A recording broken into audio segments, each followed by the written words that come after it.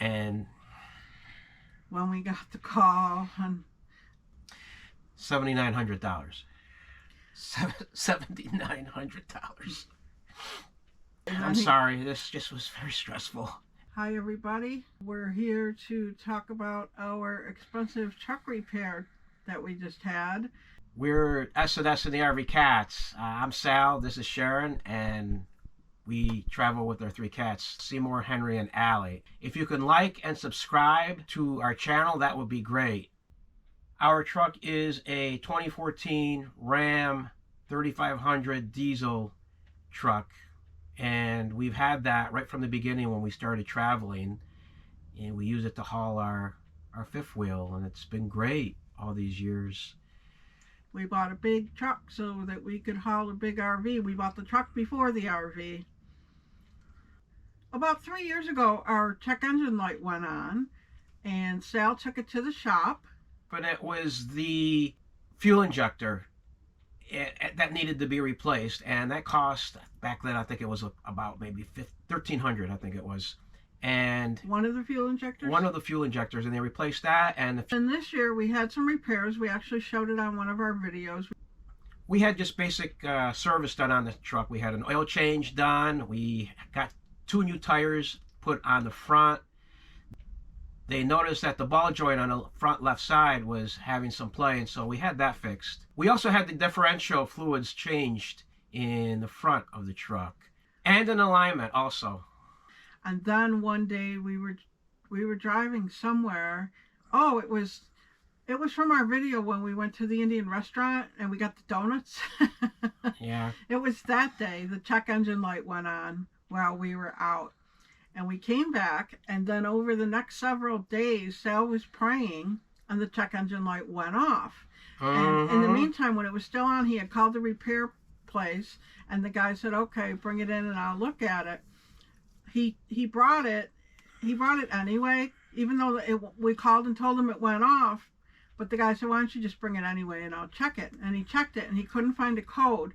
But because he knows we're going to travel, he wanted to make sure everything was okay, so he kept it.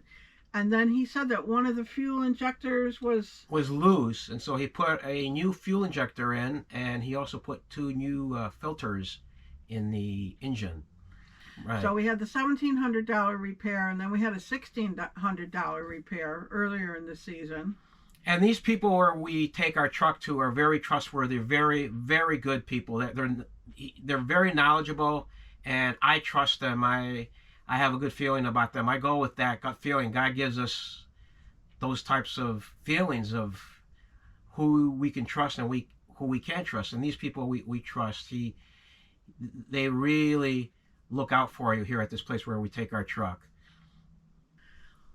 So then after we got the fuel injector, the light had gone off, we got the fuel injector put on for $1,600. About a week or 2 later, we were driving somewhere, and the check engine light went on again. And we had just left, and we had to go like 25 miles, and we heard this ding. Oh my gosh. Yeah, and we both were like, oh no. Yeah. So the check engine light went on, and it stayed on. We were hoping it would go off, but it stayed on, and we had to go and take the truck in and get it diagnosed. And this time when we got it diagnosed, the code for it showed that it was something having to do with the transmission. And so we had to take it back, and they did a diagnosis on it.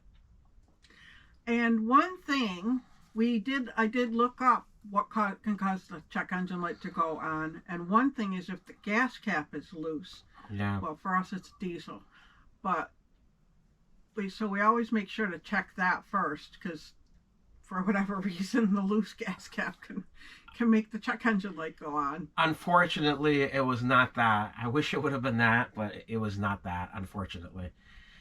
We got the phone call, and basically he said it was something having to do with the transmission, that he couldn't possibly try to temporarily repair the transmission, but ultimately it would probably fail, and it would probably might do so on our way to Arizona. And so he recommended that we just replace the transmission. And when we got the call, and I'm sorry, this just was very stressful.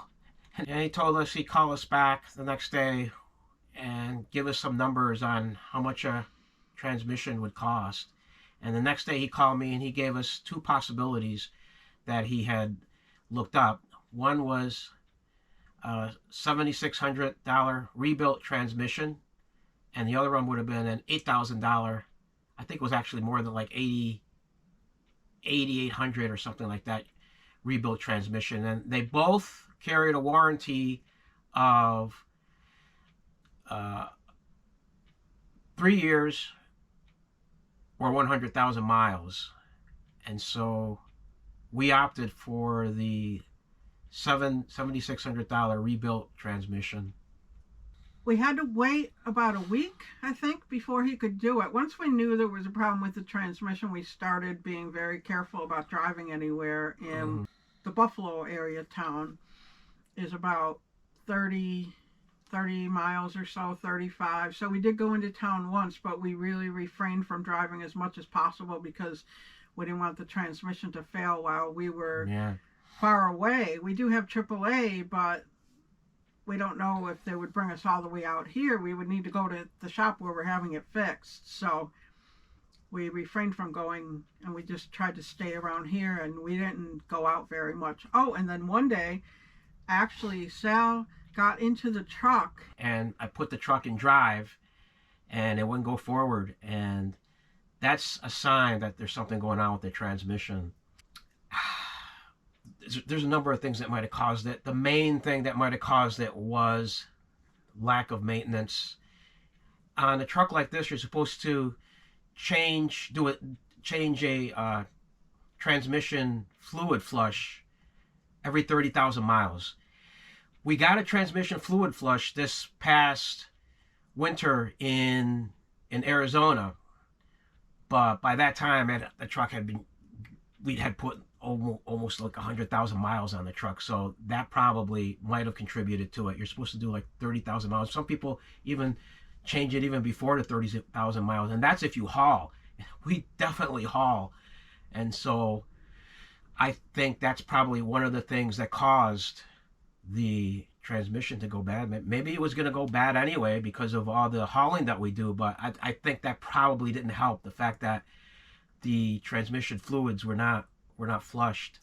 Another thing we've heard is that if you haven't changed the transmission fluid in a long time and then you change it, that you can have a problem. And I kind of cringed after we had that done in Arizona, and it's kind of ironic that it did happen after people said that can sometimes happen. Although I believe Sal talked to the mechanic, and the mechanic said it wouldn't have been that. No, he said it probably wasn't that. Other things that might also cause a transmission to have wear and tear would be if you're going up a hill, or if you're going around, if you're driving on bumpy roads, that sort of thing. That can also cause the transmission to have a lot of wear and tear. And we have gone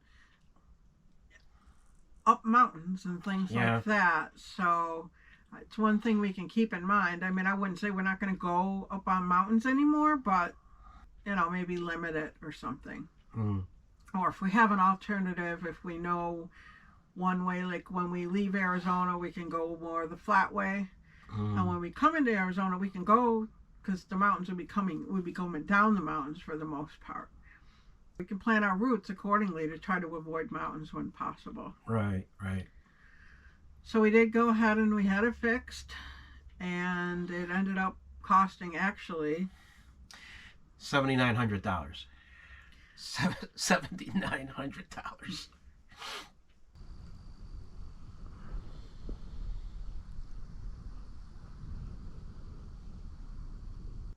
It was something we had to do. We didn't have a choice, so we ended up doing it.